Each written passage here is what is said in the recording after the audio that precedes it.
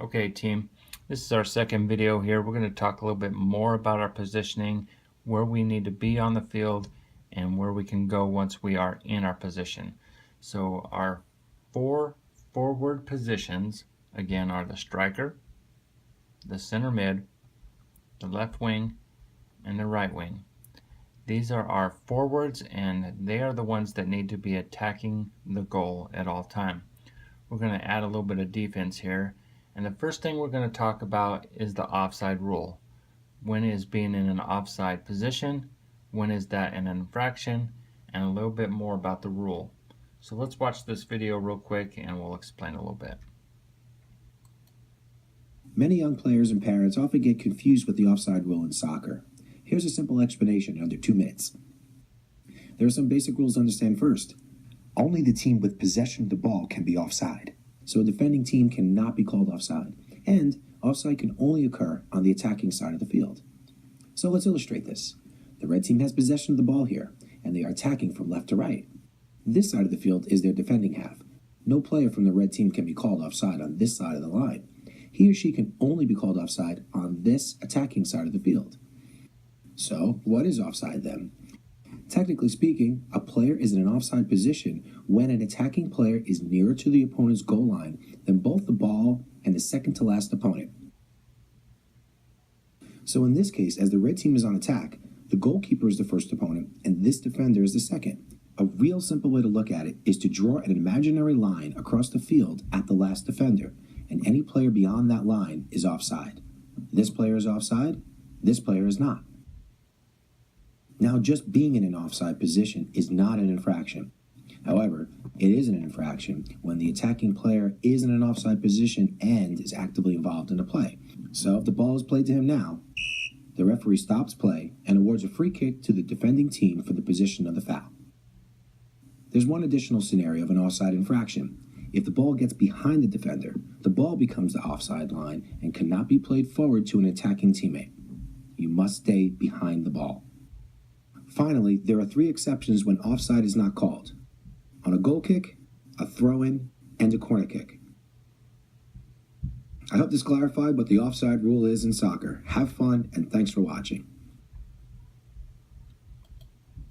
So we're going to talk a little bit about that, the 3 scenarios that he talked about. So we've got an offensive player, our striker here is even with the defender. He's not in front of him, so he's not in an offside position. The ball is right here. So if we can get a pass in here just at the right time, we can get a good score. However, if that striker is in an offside position and the ball is played to him, then it is a penalty and it will be a free kick for the other team. Now again, being in an offside position does not mean that it is an infraction. Just like this guy up here in the corner, he is clearly in an offside position, but he's not going to be actively involved in the play. So if the ball is played to the striker right here, it should not be called offside. So let's talk a little bit about ball movement. We want to work in a triangle positioning there, moving the ball around. The game of soccer is basically a game of keep away. You want to keep the ball away from the defenders, and in order to do that, you want to move yourself into a position to where you can move the ball around to do that. So if we move this ball around in a triangle position here, keeping it away from the defenders, we should be able to get the ball in for an open shot on goal. So again, if the striker's on this side and he moves to the other side, again you see that triangle there. The center mid could bring it out to the left wing. He could bring it into the striker. The defense may pinch in. If we get a good crisp pass to our center mid, he'll have a clear shot on goal.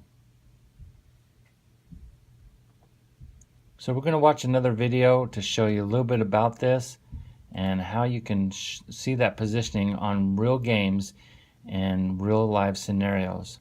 Now I like this video because it shows a lot about how important the ball is and playing the ball before the actual shot is taken. 90% of all of the highlight videos take place before that happens. All the action happens before that highlight reel. So we want to make sure that we are in good positioning and to make sure that we are getting the ball in a crisp manner. So watch a little bit more of this video here, and we'll talk a little bit more at practice.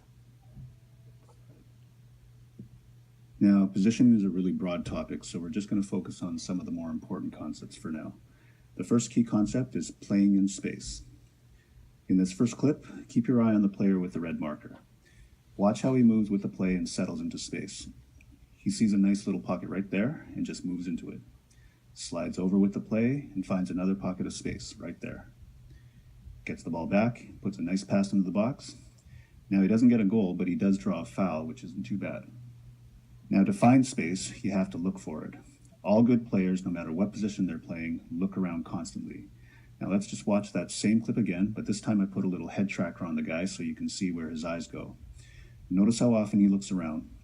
Every few seconds, he peeks over his shoulder to see what's around him. The only time his head goes down is when he gets the ball at his feet, and because he already checked his area, he knows exactly where the open man is. Here's another example where you can see this. You see the player looking around and finding a good spot to get a pass. He spots the defender coming right there and realizes he's got to get rid of the ball. Touches the ball back right away and moves to another spot to get open again.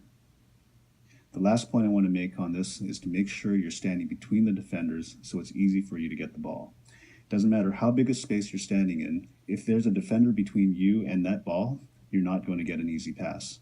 See how these players stay between the defenders to make it easy to get a pass. When the ball moves, the players move too, and they stay between the defenders as much as possible. That creates a nice big window that's easy to pass the ball through. For forwards, the only difference is when you're playing high up on the defense. You're still looking for space, but now you want to play between the back four defenders. Watch the player as the ball moves around. You can already see the center back and the fullback starting to lose track of him.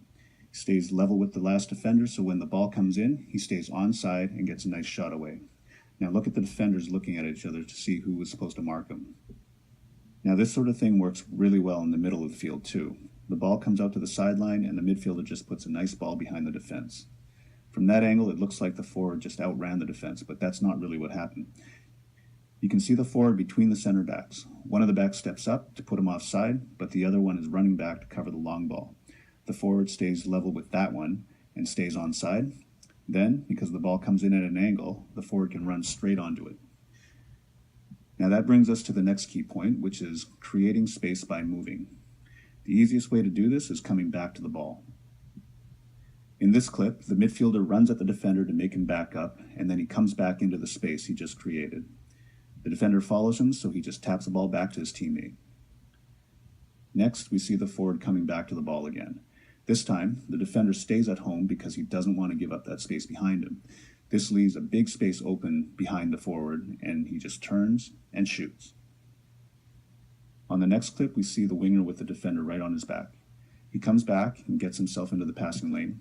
The defender follows him, but this time the winger turns into the middle, and he just about sneaks the ball behind them to an open runner.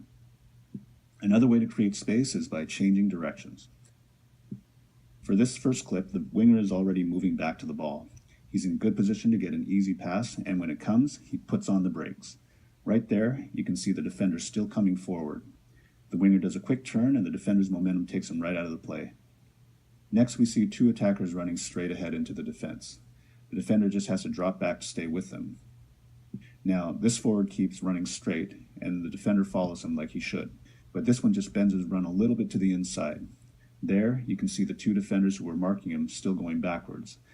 That whole space right there opens up just because of that little inside cut. The last and probably the best way to create space is to change your speed. Here we see the midfielder just jogging up with the play. The defenders are jogging back with him, but then he just accelerates past them. With that much of a head start, it's almost impossible to catch up to him, and that forces this defender to come inside and help. That draws him away from the winger, who is now wide open. Now this sort of thing works really well for forwards too. Here you can see the forward jogging back for the defense, and then he just bursts ahead. Still onside when the pass goes in, he runs down in the corner behind 1, 2, 3, 4, 5 defenders. So you see, it doesn't matter if you're outnumbered. If you can get behind the defense, you always have the advantage. Now I hope you noticed from all these clips that most of those runs were not straight ahead. Straight runs do have their place, but not all the time, and here's why. So here we have a standard back four. The defense naturally wants to drop back to protect the space behind them. So if you just run straight ahead, you basically go exactly where they want you to go. Each defender takes a player that comes in their area, and it makes it all too simple for the defense. But running at angles makes it a little bit more difficult for the defense to know who to mark. Once you get between two defenders, both of them have to decide who's going to mark you. And this forces them to think about whether to stay in position or whether to follow you. So this is how it looks on the field.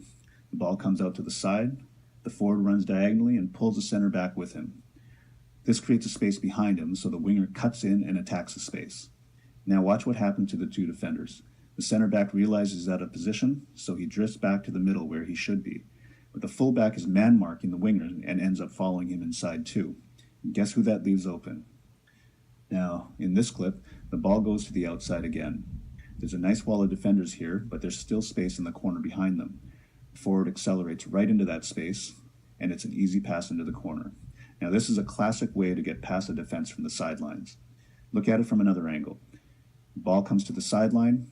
The defender takes the inside position because he doesn't want to get beat inside.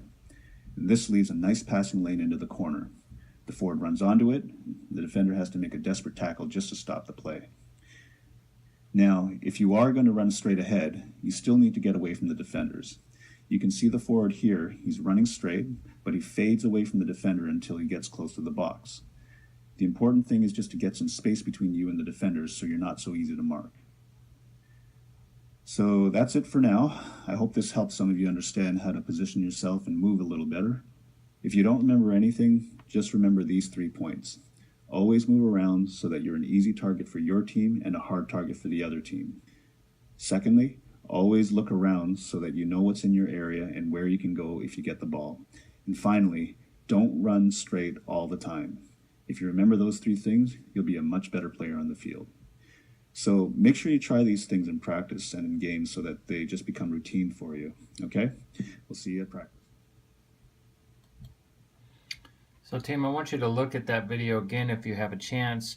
Look at the crisp passing, the trapping that you see by these players, and the second touch, the good passes. And then just remember that just because you're a striker in center mid does not mean you have to stay in the center of the field. You move at an angle, the wings could come in, you can go out, things like that. So watch that video again if you have a chance, and I will see you at practice tomorrow night.